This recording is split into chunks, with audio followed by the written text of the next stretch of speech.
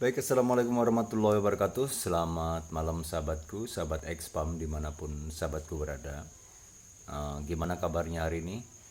Ya sahabatku, mudah-mudahan hari ini sahabatku sekeluarga dalam keadaan sehat walafiat tanpa ada halangan yang berarti. Dan mudah-mudahan sahabatku sekeluarga selalu dimudahkan rezekinya, selalu ditunjukkan jalan untuk mencari rezekinya, selalu gampangkan segala urusannya. Dan semoga juga ayam rawatan sahabatku tetap atau tambah atau selalu dalam kesehatan yang makin hari makin membaik, apalagi untuk malam ini adalah malam final, karena memang menurut saya biasanya laga-laga di kalang tempat ayam aduan itu ramai di hari Sabtu dan Minggu. Jadi di hari Sabtu ini biasanya malam final karena memang besok ayam itu mau diturunkan ke laga. Jadi ini malam terakhir, mudah-mudahan ayam sahabatku istirahatnya maksimal sehingga tenaga tidak banyak yang terbuang, tidak terganggu oleh nyamuk atau tidak terganggu oleh pernapasannya, juga tidak terganggu oleh luka-lukanya. Sahabatku, pada kesempatan malam ini saya akan coba sedikit sharing tentang mengoptimalkan ukuran anak ayam agar melebihi ukuran pacekannya atau indukannya, baik dari segi tulangannya maupun segi tingginya maupun segi pinggangnya. Sering kita jumpai bahwasanya ketika kita di dunia ayam gitu, kita sering menemui ayam kecil tapi punya teknik yang istimewa, terus punya pukul yang istimewa, tapi sayangnya kecil. Mungkin atau saya sendiri juga sempat ngalamin sakit hati banget gitu ya ketika punya ayam kecil kita bawa ke kalang gitu. Kita mau cari tanding yang sepadan, tidak ada gitu. Terus kita mau maksa ngadu, kita harus kalah tanding gitu. Karena memang ayam orang lain itu ukurannya baik pinggangnya maupun longoknya lebih tinggi. Kadang untuk sampai kita punya tukaran tanding gitu ya, kita harus menunggu ayam kita itu sampai bener-bener jalurnya yang panjang, jalurnya sampai panjang. Tapi kadang-kadang butuh waktu lama gitu. Beberapa ayam memang memerlukan waktu lama gitu untuk sampai jalurnya benar-benar panjang agar si ayam kecil tersebut menemukan tukar tandingnya gitu. Kita punya ayam spesial kecil gitu, susah cari tanding, dipaksa tanding di kalang. Yang terjadi kadang-kadang ayam kita hanya bagus-bagusnya itu bisa menang tapi kondisinya berendam 4 atau 5 ronde karena memang kita kalah tanding. Jadi susah sekali mendapatkan kesempatan untuk memukul telak gitu karena memang ayam musuh ketinggian. Yang lebih buruk lagi, kadang-kadang ayam kita menang sehat gitu, menang teknik karena kalah ukuran gitu ya. Ayam kita kalah karena memang kalah ukuran gitu. Nah, kadang-kadang kita dibuat penasaran oleh itu. Coba kalau ke ayam kita itu ukurannya menjadi sedikit lebih tinggi atau sedikit lebih besar, mungkin ya gitu ya, akan lebih mudah untuk mendapatkan tanding dan mengalahkan musuh-musuhnya. Makanya pada kesempatan kali ini saya akan coba share atau berbagi bagaimana sih trik untuk membuat ukuran ayam kita itu lebih baik atau lebih tinggi dan lebih besar serta lebih bagus tulangannya dari indukannya atau pacaknya dan babonnya. Ya seperti di awal bahwasanya memang semua harus terencana dengan baik, dimulai dari fase saat perkawinan. Jadi ketika kita mengawinkan pacak, alangkah lebih baiknya memang si bejantan sama si induk ini memang harus diberikan nutrisi yang cukup untuk masa perkawinannya sehingga menghasilkan telur-telur yang berkualitas. Nah, nutrisi yang cukup itu seperti apa? dikasih obat-obatan memang yang merangsang untuk pertumbuhan atau pembentukan cangkang telur yang keras dan ukuran yang besar. Karena memang ayam di fase bertelur ini ketika dicukupin pakannya, dicukupin nutrisinya seimbang, telurnya lebih berkualitas dan lebih besar. Nah, apa pakan yang seimbang itu? Jelas kalau kita mau buat instan gitu ya, mau buat instan, jelas kita belikan pakan untuk betina kita itu pakan untuk ayam petelur gitu.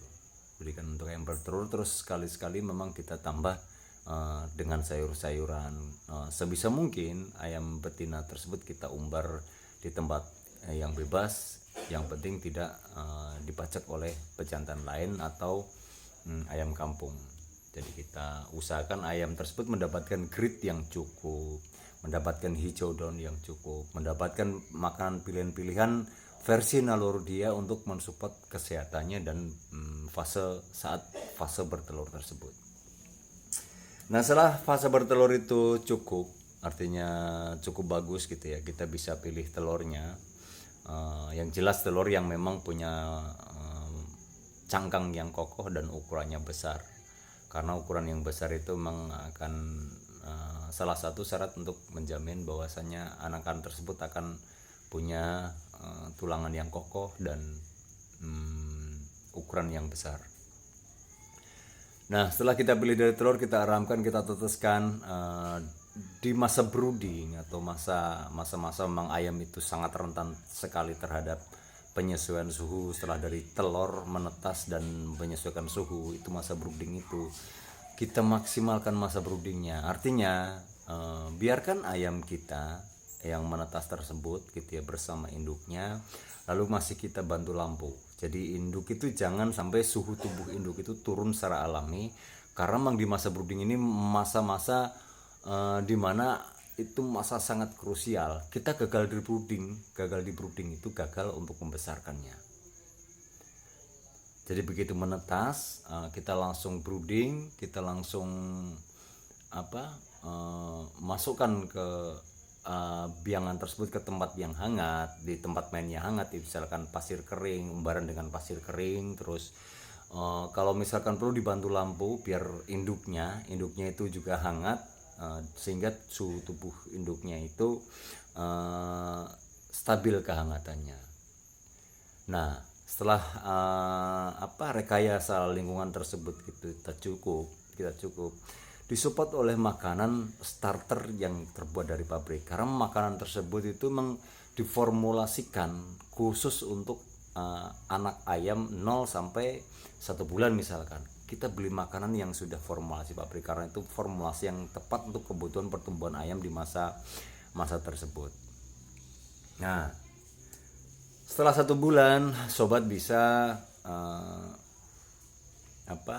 kasih pakan juga itu di tahap 2 buatan pabrik juga. Kita jangan dulu tambahkan yang lain, karena memang pencernaan ayam di masa-masa itu masih rentan, jadi masih rentan terkena bakteri, masih sistem imunitas tubuhnya juga masih belum sekuat ayam ketika sudah menjelang remaja dan sebagainya, karena memang di situ masih ada adaptasi antara suhu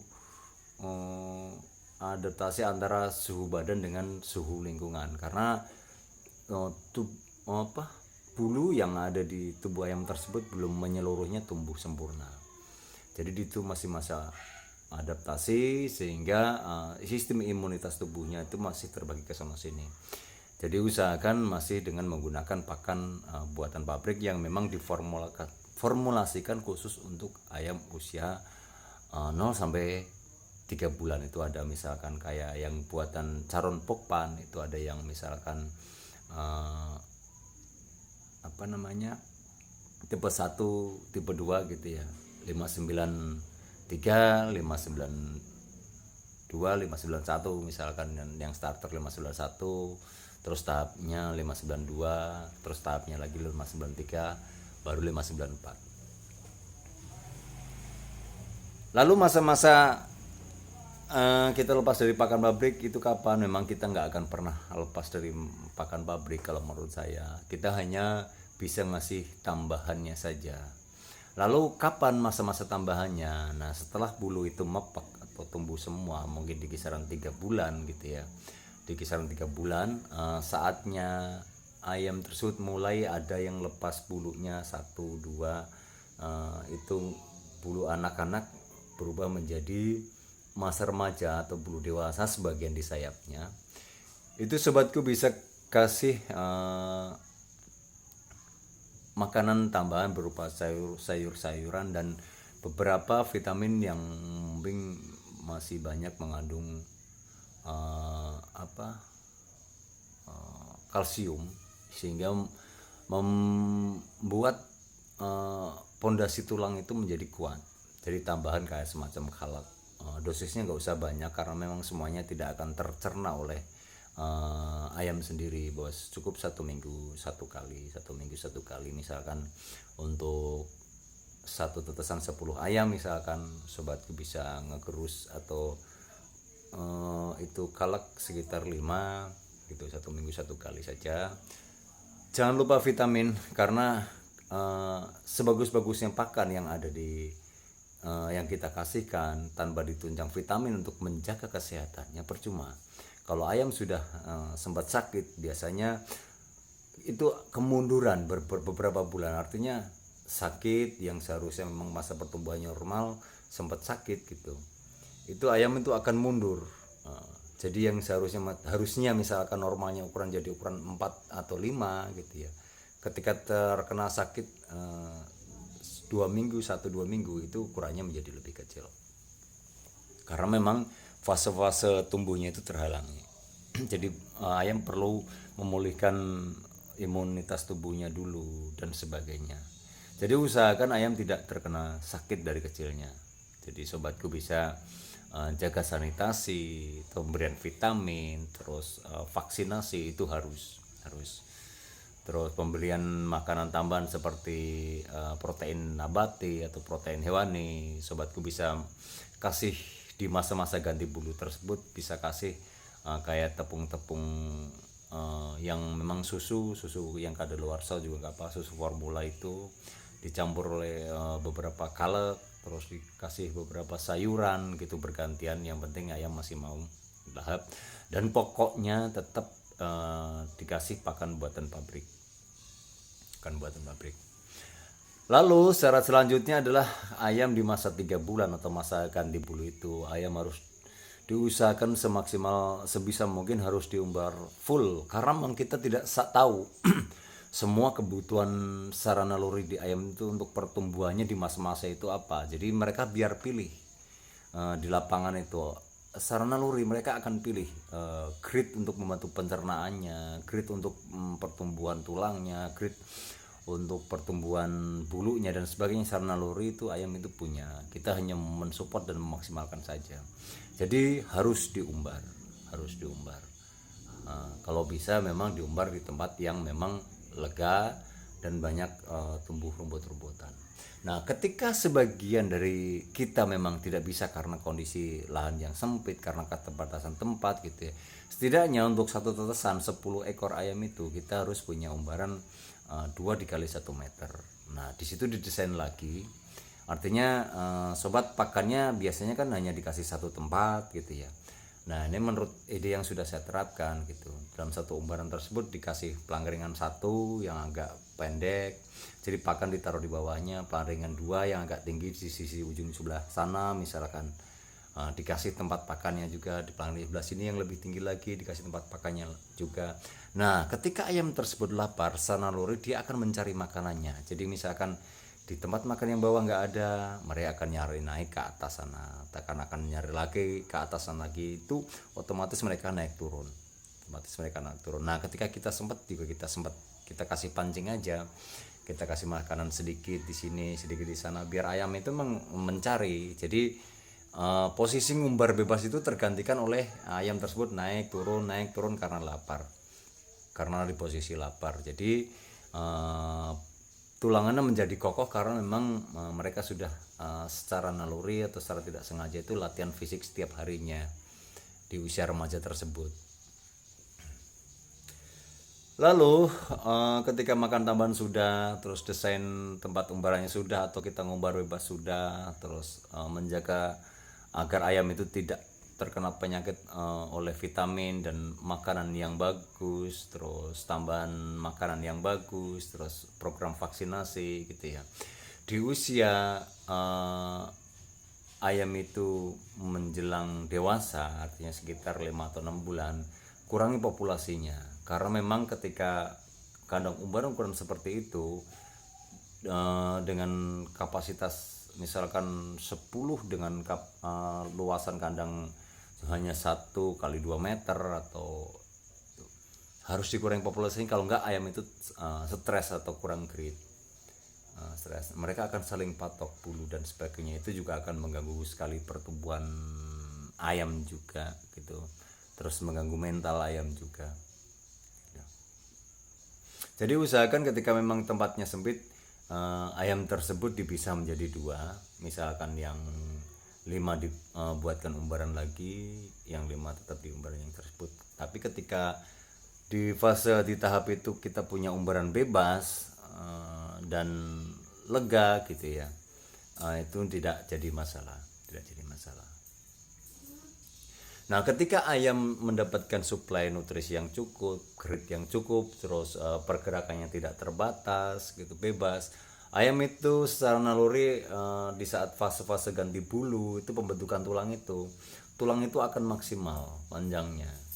Jadi tingginya itu akan maksimal, terus pertulangannya itu memang maksimal karena pergerakan itu ada benturan secara alami. Ketika sesuatu yang terbentur itu, mereka akan membentuk antibodi. Jadi yang tadinya tulangnya empuk karena tidak pernah terbentur apa-apa, tersentuh apa-apa, karena manganya diam di kandang, itu tulangan itu menjadi kokoh karena memang saking seringnya benturan, dikejar oleh misalkan ayam yang lain, terus berantem sama teman-temannya, terus saling pukul, pura-pura saling pukul, atau terbentur benda lain dan sebagainya. Itu secara alami itu ayam itu akan biologinya gitu ya, anatomi tubuhnya itu akan membentuk sesuatu yang memang menjadi lebih kuat gitu, menjadi lebih kuat. Jadi kayak kita sendiri, misalkan saya analogikan, ketika tangan pekerja kantoran gitu, misalkan gitu, tangan pekerja kantoran yang tidak pernah tersentuh apa-apa, tangannya itu identik dengan lembut. Jadi ketika memang dia memegang sesuatu yang keras sedikit gitu, jadi sakit, kapalan, terus mudah lelah gitu. Tapi beda dengan misalkan pekerja tambang atau pekerja yang suka di sawah dan sebagainya, mereka terkena sengatan matahari sudah biasa, mereka memikul beban berat sudah biasa, jadi kuat gitu. Terus mereka terbentur apa itu sudah biasa. Jadi memang secara alami itu membentuk kekebalan diri kita dan kekuatan diri kita. Ayam pun demikian gitu. Ketika mereka dibiasakan bekerja keras, mereka akan kuat. Baik sahabatku, tidak terasa ternyata durasinya sudah panjang dan lebar, mungkin bisa dirangkum juga. Tapi menurut saya silahkan terapkan apa yang saya pernah terapkan dan saya alami, dan hasilnya memang terbukti bagus. Kalau sobatku suatu saat kebenaran punya pacak dan biangan yang bagus, terus tidak, tapi ukurannya tidak bagus, sehingga kita akan memperbaiki ukuran tersebut lewat keturunannya. Demikian, sekali lagi saya minta maaf ke senior, bukan maksud saya untuk menggurui. Di sini hanya tempat untuk sharing. Bagi teman-teman yang kebetulan lewat dan tidak setuju dengan apa yang saya bilang di sini, silahkan komentar, kita diskusi untuk cari yang terbaik agar dunia perayaman di kita itu lebih maju dan kita lebih produktif dalam mencetak ayam-ayam unggulan di kemudian hari. Demikian, billahi taufiq wal hidayah. Wassalamualaikum warahmatullahi wabarakatuh.